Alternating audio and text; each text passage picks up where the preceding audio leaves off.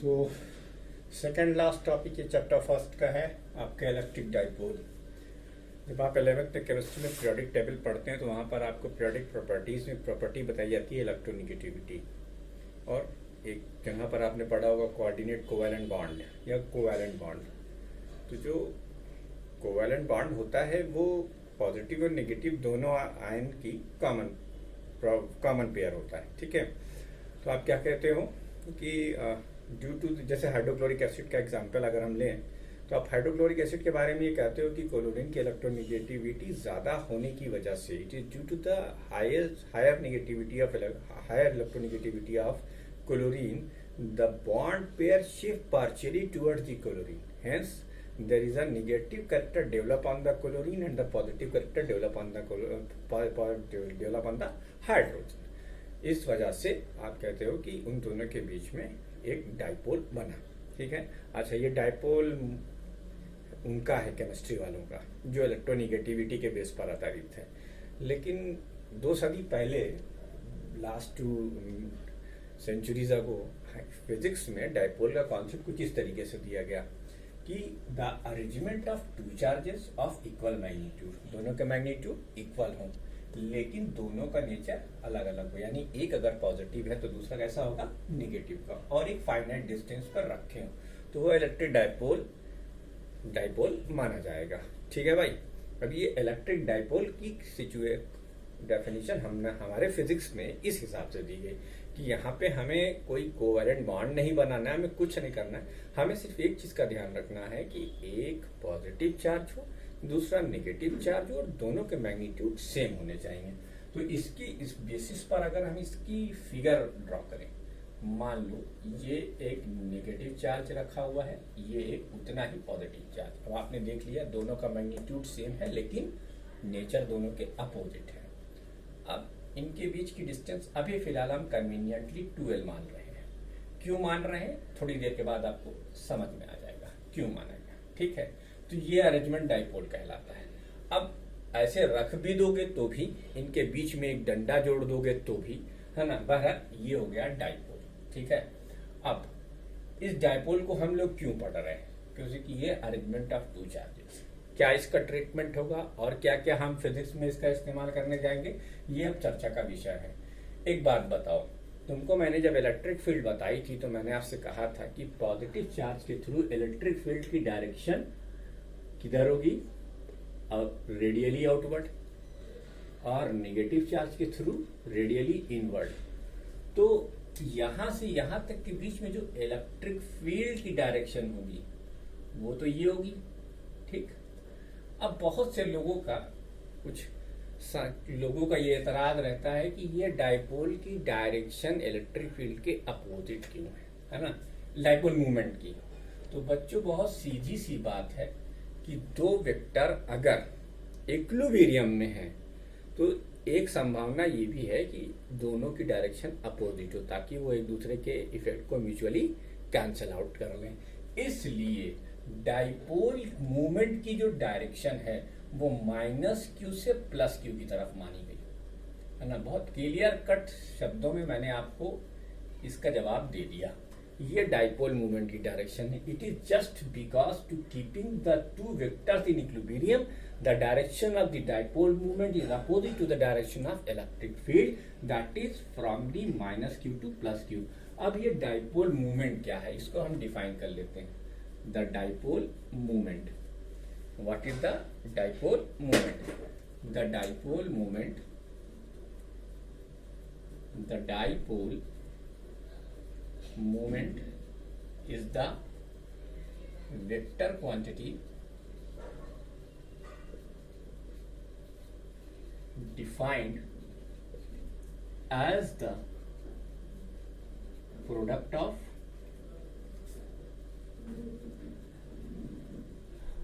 magnitude of either charge and the distance between the 2 charges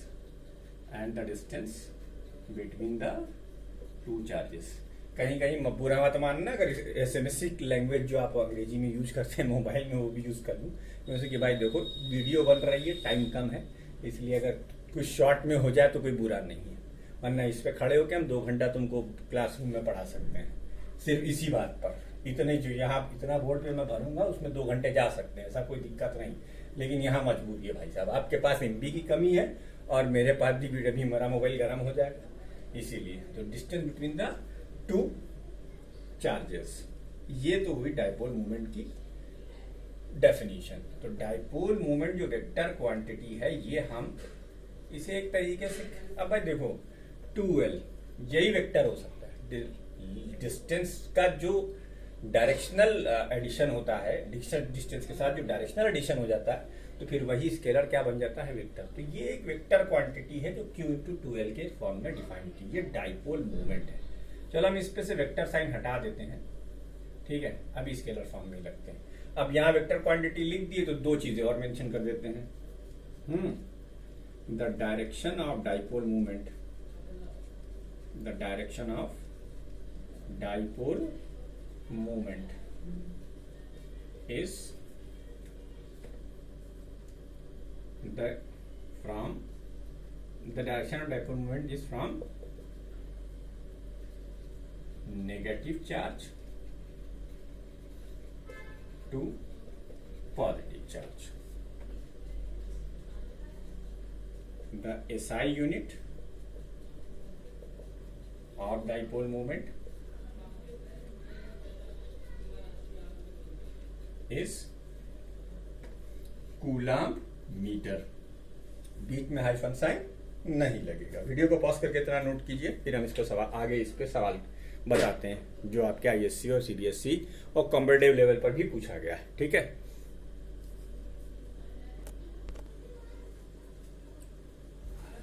अब देखो white board पर 4 सवाल हैं। एक सवाल ये है, एक सवाल ये है, एक सवाल ये है, एक सवाल ये है। इसमें से ये वाला सवाल तुम्हें कॉमनली बुक में मिल जाएगा। ये सवाल मैंने रेसनिक हेलिडे से चुराया है, सॉरी ये वाला सवाल, ये वाला मैंने खुद बनाया और ये मेरे अभी ताजा ताजा मेरे दिमाग की उपज है। लेकिन चारों का ट्रीटमेंट देखो कैसे होगा। पहला क्वेश्चन सोल्यूशन, पहले का सोल्यूशन देखो।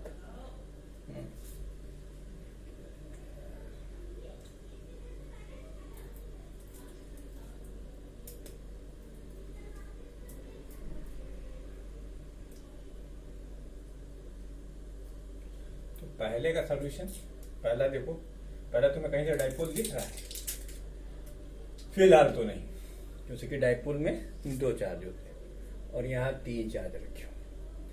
तो एक चार्ज की प्रॉपर्टी अगर नहीं लिखाई थी तो लिख लेना, चार्ज का एडिशन, चूंकि स्केलर क्वांटिटी है चार्ज, तो एल्जेब्रिकल होगा।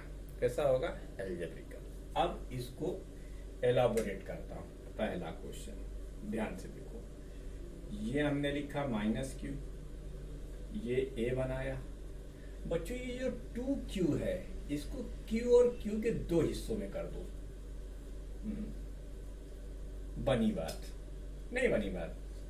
अब देखो ये वाला एक डाइपोल है और ये वाला एक डाइपोल है। 2 डाइपोल हो गए? हो गए कि नहीं हो गए? इसकी डायरेक्शन क्या होगी? -Q से +Q, अर्थात इसकी डायरेक्शन ये होगी P1। इसकी डायरेक्शन क्या होगी? -Q से +Q, P2। अब P1 का मैग्नीट्यूड क्या होगा? Magnitude of either charge multiplied by the distance Q है। वैसे P2 का मैग्नीट्यूड क्या होगा? Multiplied by either charge, magnitude of either charge and between the distance. तो P1 और P2 बराबर है। अब 2 वेक्टर जिनका डायरेक्शन अपोजिट है और मैग्नीट्यूड सेम, तब भैया उनका जो नेट होगा, अभी कितनी बार हम बतावेंगे, P1 + P2। तो पुराने बच्चों याद होगा तुम्हें, अगर ऐसा है तो तुम ऐसे क्या लिखोगे? 0। ठीक, पहले का आंसर क्या आया? 0 आया। दूसरा सवाल देखो। अच्छा, दूसरा ये ट्रायंगल है, और हाँ, अब इस ट्राइंगल में ये वाला माइनस क्यू है, यही कथा फिर हमें कहनी है। एक क्यू इधर और एक क्यू इधर, और ये हुआ माइनस क्यू। अब एक डाइपोल मूवमेंट यहां और एक डाइपोल मूवमेंट यहां, P2। अच्छा, डाइपोल मूवमेंट का मैग्नीट्यूड सेम होगा, तुम लोग कंफ्यूज ना कर जाओ, इसलिए मैं बीच में बॉर्डर खींच देता हूं। P1 QA is equal to P2। अब भैया इन दोनों, अब अगर वो देखोगे तो इन दोनों, इसका डाइपोल मूवमेंट यहां से मान लो इधर निकल रहा है, यहां से मान लो इधर निकल रहा है, एंगल कितना है 60 डिग्री। ये है हमारा P1 और ये है हमारा P2। क्लियर? अब काई भी बतावे कैसे सॉल्व होगा, शर्म करो यार, इतनी बार पढ़ा चुका हूं। आराम से लिखो, P is equal to under the root P1 square plus P2 square twice of P1 P2 cos 60 degree. कर लोगे कि नहीं कर लोगे? तीसरा देखो, plus Q minus 2Q plus Q.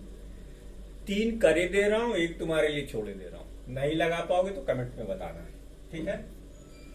तीसरा सवाल ये कर लेना भैया। P1 और P2 की वैल्यू हमने दे दी है, cos 60 की वैल्यू 1/2 होती है, तुम्हें 50 बार बता चुका हूं। तीसरा सवाल देखो, तीसरे का समझे मेरे पुत्र, तीसरे का है चित्तर जरा डिफरेंट। अब की बार कहानी कुछ डिफरेंट है, कुछ डिफरेंट है तो का डिफरेंट है देखा था। इधर लिखो माइनस क्यू, इधर भी लिखो माइनस क्यू, और ये प्लस क्यू। अब एक डाइपोल की डायरेक्शन ये हो गई और एक डाइपोल मूवमेंट की डायरेक्शन ये हो गई। क्या यही चीज यहां नहीं हो जाएगी? इसमें देखोगे, चलो बता ही देता हूं यार, वरना रोगे तुम लोग। इसको 2Q को तुम आराम से लिखोगे Q प्लस क्यू। एक डाइपोल ये बना, एक डाइपोल ये बना, इस डाइपोल का डाइपोल मूवमेंट इस डायरेक्शन में, इस डाइपोल का डाइपोल मूवमेंट इस डायरेक्शन में। 90 डिग्री का एंगल, पाइथागोरस थ्योरम लगाओ, under root P1 square plus P2 square. तो ये 4 क्वेश्चन, इन चारों क्वेश्चन को आप नोट कर लीजिए। आगे कहीं मत जाइएगा, इसी वीडियो में हम आपको 2 इंपॉर्टेंट डेरिवेशन बताएंगे। हर दूसरे तीसरे साल घुमा फिरा के एक आ जाता है, तो कृपया अब एक डेरिवेशन मैंने इस चैप्टर के शुरुआत से अब तक मैं आपको 2 डेरिवेशन करा चुका हूँ, उसमें वो दोनों डेरिवेशन इंपॉर्टेंट नहीं है, लेकिन ये जो 2 डेरिवेशन मैं करने जा रहा हूँ ये दोनों इंपॉर्टेंट है। तो कृपया इसको नोट कीजिए, हम आगे बढ़ते हैं।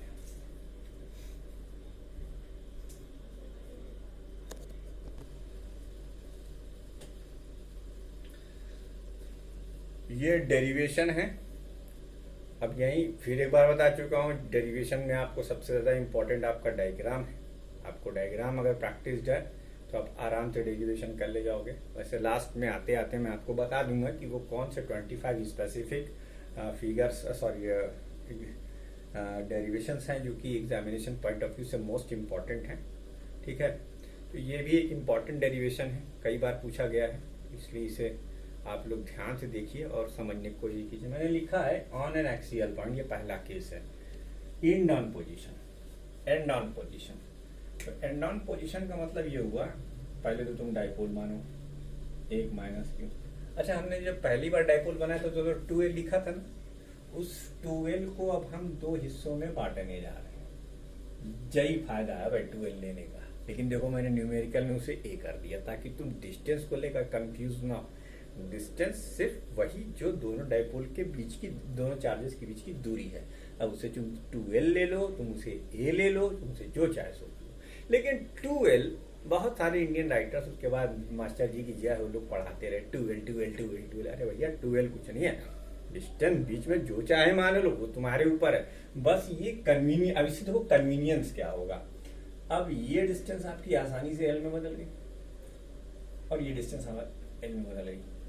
इससे ज्यादा कुछ भी नहीं होने वाला है 2L और L में। अच्छा, अब अगर हम A लेते तो फिर हमें A/2 A/2 करना पड़ता। भाई मैथ वालों के लिए थोड़ा कम दिक्कत होती, बाय वाले को थोड़ी दिक्कत हो जाती, बस यही ना होता, लेकिन ऐसा कुछ नहीं। तो ये मिड पॉइंट है उसका ओ, इसे तुम ए नाम दे दो, इसे तुम बी नाम दे दो। ये जो लाइन आ रही है बच्चों, इसे हम एक्सियल लाइन कहेंगे। क्या कहेंगे? डाइपोल की एक्सियल लाइन। फिगर को समझना, जिसको फिगर समझ में आ गया उसको सब समझ में आ जाएगा, जैसे कि बहुत आसान डेरिवेशन है। अब मान लो ये वो पॉइंट है जहां हमें कैलकुलेट करना है कि इस अरेंजमेंट से यहां पर इलेक्ट्रिक फील्ड कितनी है। अच्छा, इलेक्ट्रिक फील्ड क्यों होगी, सवाल ये है ना। तो भैया डाइपोल बना है दो चार्जेस से, इन दोनों की अपनी अपनी फील्ड होगी, है कि नहीं? उसका जो सुपरपोजिशन के हिसाब से नेट आएगा वही डाइपोल की इलेक्ट्रिक फील्ड मान ली जाएगी। यही इसका कॉन्सेप्ट है। देखो, माइनस क्यू और प्लस क्यू। अब तुमने ये माइनस क्यू जो ए पे रखा हुआ है, इसकी डिस्टेंस, पी की डिस्टेंस पहले ये मान लो आर, तो ऑब्वियस सी बात है ये डिस्टेंस कितनी हो जाएगी? R minus L. और ये डिस्टेंस कितनी हो जाएगी? R plus L. ठीक है बेटा, दो चीजें। अब इसके थ्रू जो इलेक्ट्रिक फील्ड होगी, मैं बता चुका हूं, नेगेटिव चार्ज के थ्रू इलेक्ट्रिक फील्ड कैसे होती है? Radially inward. तो ये towards minus Q, that is E A. और बी के थ्रू रेडियली आउटवर्ड, यानी ई बी। ये देखो फिगर बन गया। अब तुम्हें इसकी फील्ड लिखनी है यहां पर और इसकी फील्ड लिखनी है यहां पर, और उसको उठा के जोड़ देना, काम खत्म। देखो लिखेंगे द इलेक्ट्रिक फील्ड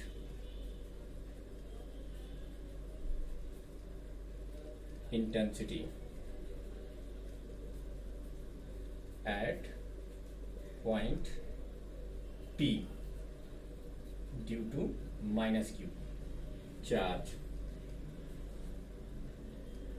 ये मान लेते हैं, माना ये 1/4πε0 Q/R+L का होल स्क्वायर। कोई शक? फार्मूला याद है? Due two point charge at any point electric field magnitude upon distance का होल स्क्वायर। क्लियर? उसी तरीके से the electric field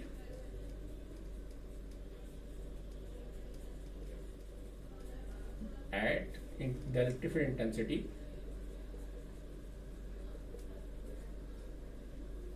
at point P due to plus Q charge। EB माना हमने इसको, ये हो गया 1/4πε0 Q/R-L का होल स्क्वायर। कोई शक? देख लो भैया, बस ये था पहला स्टेप, हमने दोनों की फील्ड लिख ली। अब दूसरा स्टेप क्या होगा? दूसरा step EP is equal to EA plus EB। अच्छा, एग्जामिनर को बताओ तू क्या कर रहे हो। अब इन दोनों को जब तुम देखोगे तो जिसका डिनोमिनेटर छोटा वो फ्रैक्शन बड़ा, तो R+L कम, R+L ज्यादा है, तो जाहिर सी बात है EA की वैल्यू EB से कम होगी। तो in the terms of magnitude we can simply write mod of EB is greater than mod of EA। ठीक, अब दो वेक्टर अपोजिटिवली डायरेक्टेड है, 180 डिग्री के एंगल पर है। ठीक है, तो बड़े में से छोटा सब्ट्रैक्ट होगा, यानी नेट फील्ड जो आएगी, net field at point P, EP की वैल्यू EB माइनस EA होगी। ठीक है बाबू? तो EB, अब तुम देखो EB और EA में क्या कॉमन है? यार जगह नहीं है, थोड़ा सा कॉम्प्रोमाइज करना पड़ेगा। Q/4πε0 हमने कॉमन ले लिया, Q/4πε0 कॉमन ले लिया। अब 1/R-L का होल स्क्वायर माइनस 1/r+l का होल स्क्वायर। ठीक है। अब नेक्स्ट स्टेप में q/4πε0। भैया एलसीएम ले लो, r-l का होल स्क्वायर इंटू r+l का होल स्क्वायर। अब ऊपर r+l का होल स्क्वायर माइनस r-l का होल स्क्वायर। ठीक है। क्या करना है, अब स्क्वायर ओपन करो। ये स्टेप जरा लंबा है तो हम जगह चुराएंगे, आप तो जानते हैं।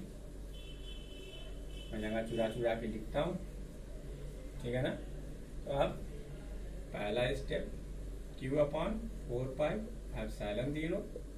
बाबू भैया यहाँ का लिखियो, r² + l² + 2rl। यहाँ क्या लिखोगे, r² - l + l² - 2rl। और नीचे देखो क्या हो जाएगा, a - b a + b, a - b और a + b, यानी r² - l² का होल स्क्वायर। टेंशन की बस, जाहिर सी बात है।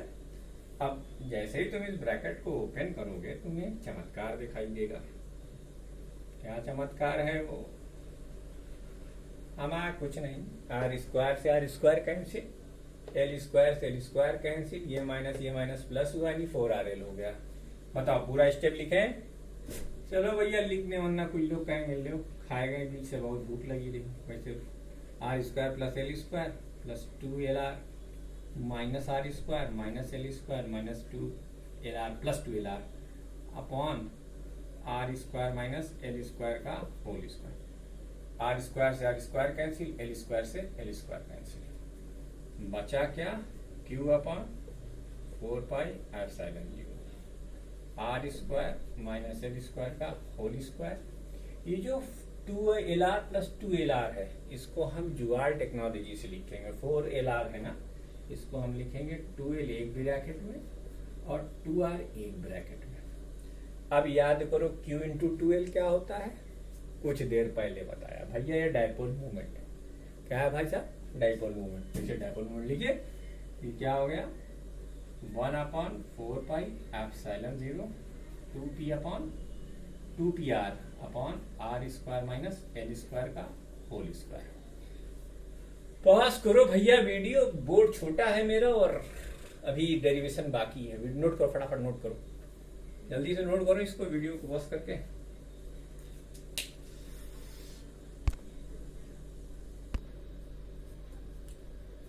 देखो तो अब इफ r is मगर